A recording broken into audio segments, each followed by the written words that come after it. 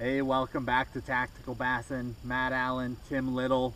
What we want to talk to you guys about today is the top 5 baits that we use, especially in the springtime, to search for those fish.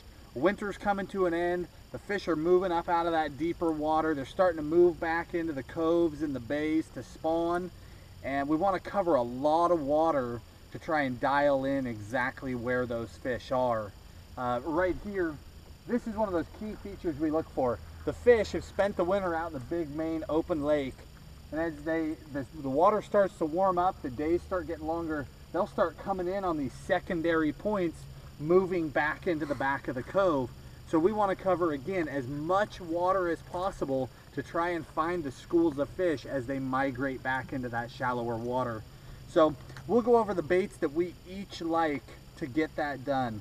Why don't you take it away from there? Yeah, one of the first baits that I always turn to when the fish start moving up shallow, I turn to a spinnerbait. You know, you get these late storms coming in, murking up the water. You can get a spinnerbait, you can burn it, got a lot of flash, you can cover a lot of water, and hopefully get some of the fish to show themselves to you. So I know Matt likes throwing a square bill. He'll talk about that, but a spinnerbait's pretty hard to beat. Yeah, spinnerbait's an awesome bait. And a lot of those same conditions, though, I do turn to that square bill.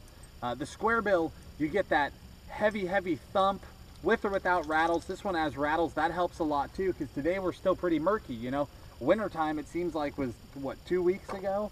Big storms rolling through. It was cold, so we've still got really stained water. Even though it's starting to warm up in temperature, the fish are moving in. So that square bill, I'm able to cover a lot of water, dig up the bottom, get a lot of vibration, and pull those fish.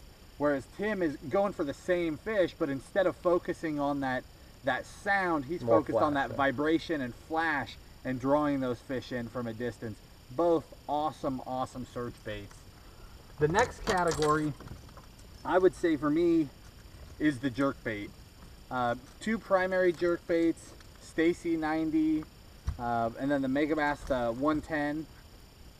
Awesome baits in the springtime. The jerkbait, I guess what I like about the jerkbait is you can cover a lot of water, but you can also really slow down. So once you find the fish, you're not just flying through them.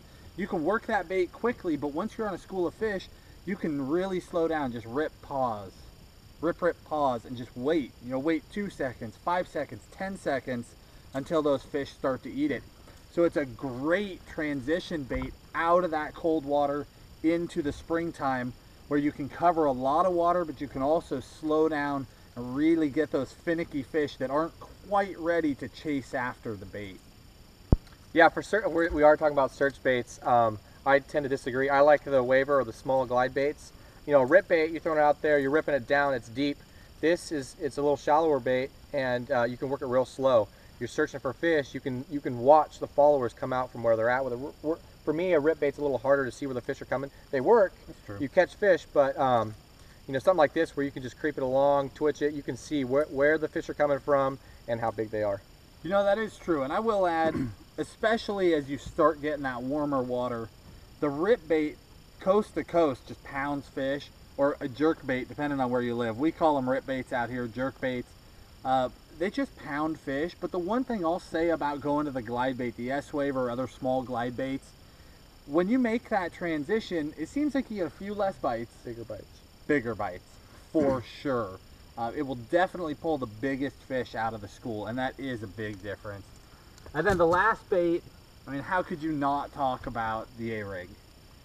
Again, murky water in the early spring, you fish it with blades. Soon as that water starts to clear up, we get rid of the blades, go to just baits. Out here we can only have 3 hooks, so a standard 5-wire A-rig bladed with 3 hooks is the way to go. But the A-rig, imitating that school of bait fish, because it's not just the bass that are going to the backs of the coves, the backs of the bays. The bait fish are too, and those bass are definitely following them in there and ambushing them. The A-rig, if you're in a tournament where you can't throw it, it is what it is. But if you're out fun fishing or you're in a tournament where you can, it's hard to deny numbers and size. The A-rig smashes them in the springtime. Great search bait. Absolutely. So hopefully that helps you. Those are the top 5 baits that we're going to throw. You know, it's only, what are we, late February?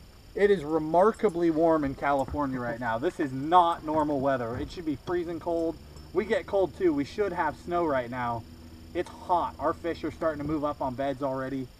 But end of February all the way into May, even into June, these baits just work.